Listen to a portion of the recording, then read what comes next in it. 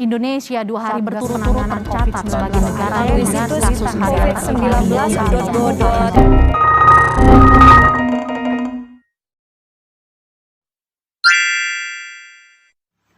Assalamualaikum warahmatullahi wabarakatuh. Perkenalkan, nama saya Ayu Febria Rantikasari, biasa dipanggil Ayu. Saya berasal dari Payakumbuh, Sumatera Barat, dengan jurusan Hukum Tata Negara, Fakultas Syariah, UIN Maulana Malik Ibrahim Malang. Baiklah, pada kesempatan kali ini kita akan membahas tentang protokol kesehatan 5M dan pentingnya vaksinasi. Tentunya hal ini sangat berkaitan erat dengan pandemi virus corona yang terjadi pada saat sekarang ini. Seperti yang teman-teman ketahui, virus corona merupakan jenis virus yang diidentifikasi sebagai penyakit pada saluran pernafasan yang pertama kali terdeteksi muncul di kota Wuhan, Tiongkok sekitar Desember tahun 2019 lalu. Dan sampai pada akhirnya virus ini menyebar ke seluruh dunia, bahkan sampai ke Indonesia. Hingga tak terasa sudah lebih dari setahun kita berada di tengah krisis pandemi. Kita yang dulunya bisa pergi ke sekolah, bermain bersama teman, pergi liburan, sekarang harus tetap berada di rumah untuk mematuhi berbagai protokol kesehatan yang telah diadakan oleh pemerintah. Penyebaran virus corona memang sudah terjadi, tapi bukan berarti kita harus pasrah dan berdiam diri. Walaupun kita tidak boleh panik, kita harus tetap siaga dan berjaga-jaga. Penyebaran virus corona bisa kita kurangi dengan mengikuti berbagai protokol kesehatan. Di antaranya adalah 5M dan juga vaksinasi. Apa sih 5M dan vaksinasi itu? Yuk kita bahas. Yang pertama adalah mencuci tangan. Pastinya teman-teman semua udah nggak asing lagi nih sama yang namanya mencuci tangan. Karena mencuci tangan dengan bersih dan rutin merupakan salah satu protokol kesehatan yang cukup efektif untuk mencegah penularan COVID-19. Untuk hasil yang maksimal, cucilah tangan kita dengan bersih minimal 20 detik beberapa kali dalam sehari.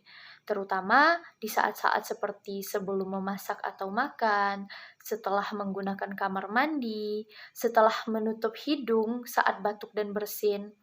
Dan untuk membunuh virus dan kuman lainnya, kita bisa menggunakan sabun atau pembersih tangan yang mengandung alkohol setidaknya 60%.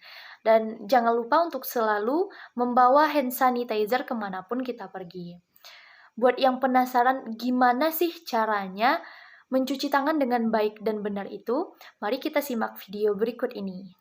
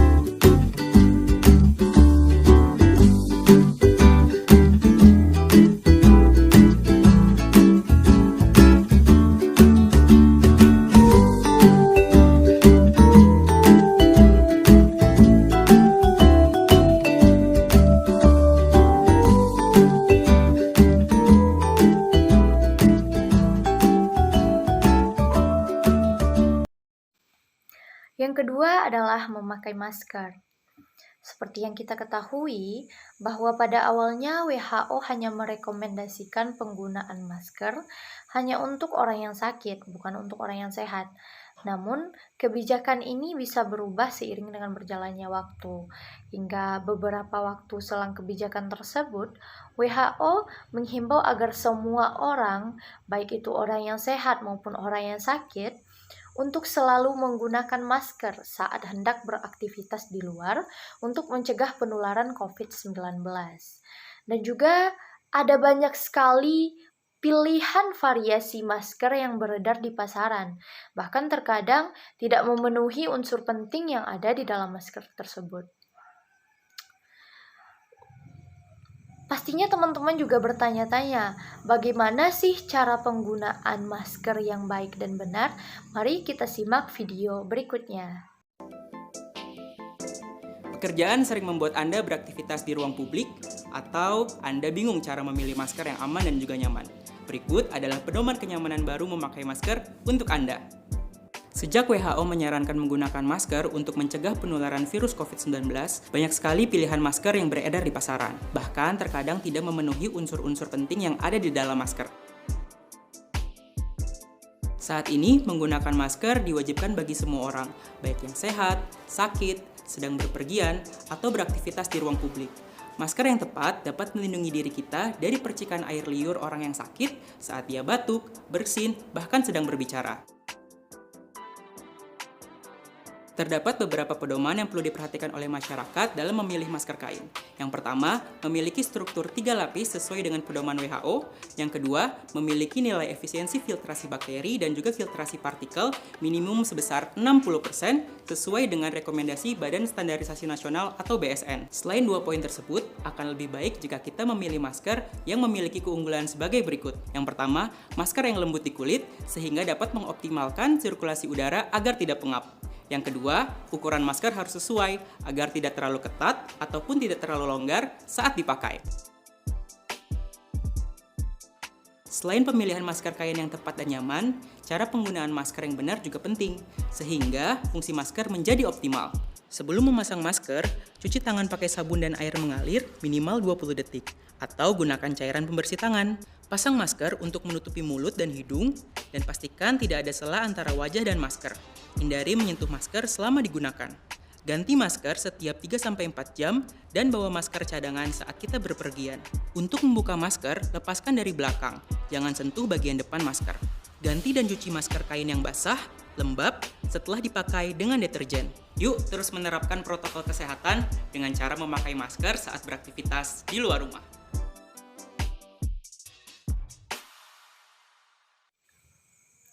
Yang ketiga adalah menjaga jarak. Hindari kontak fisik dengan orang lain seperti berjabat tangan dan juga berpelukan. Dalam keputusan Menteri Kesehatan disebutkan bahwa kita harus menjaga jarak minimal 1 meter dengan orang lain untuk menjaga diri kita dari terkena droplets saat orang lain berbicara, batuk, ataupun bersin. Apabila tidak memungkinkan untuk menjaga jarak, maka kita bisa melakukan yang namanya rekayasa administrasi, seperti pembatasan jumlah orang, serta pengaturan jadwal kerja. Yah, kalau gitu nggak bisa ketemu pacar dong, nggak bisa nongkrong bareng sahabat, nggak bisa pergi liburan. Eits, tunggu dulu. Jaga jarak bukan berarti putus hubungan ya teman-teman. Di tengah perkembangan zaman saat ini, sudah ada yang namanya telepon dan juga video call. Jadi kita tetap bisa berkomunikasi satu sama lain di tengah pandemi yang terjadi. Yang keempat adalah menghindari kerumunan. Selain 3 hal tadi, protokol kesehatan yang juga harus dilaksanakan adalah menghindari yang namanya kerumunan. Kementerian Kesehatan Republik Indonesia meminta para masyarakat untuk menjauhi yang namanya kerumunan ketika sedang berada di luar rumah. Karena semakin sering dan semakin banyak teman-teman bertemu orang lain, maka kemungkinan teman-teman untuk terinfeksi virus corona pun akan semakin tinggi. Oleh sebab itu, hindarilah tempat-tempat keramaian, terutama bagi orang yang sedang sakit dan juga para lansia.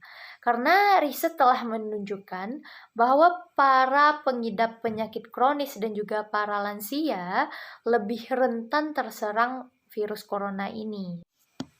Yang kelima, mengurangi mobilitas. Virus corona ini berada di mana-mana. Semakin banyak dan semakin sering kita menghabiskan waktu di luar rumah, maka semakin tinggi pula lah kemungkinan kita untuk terpapar virus corona ini.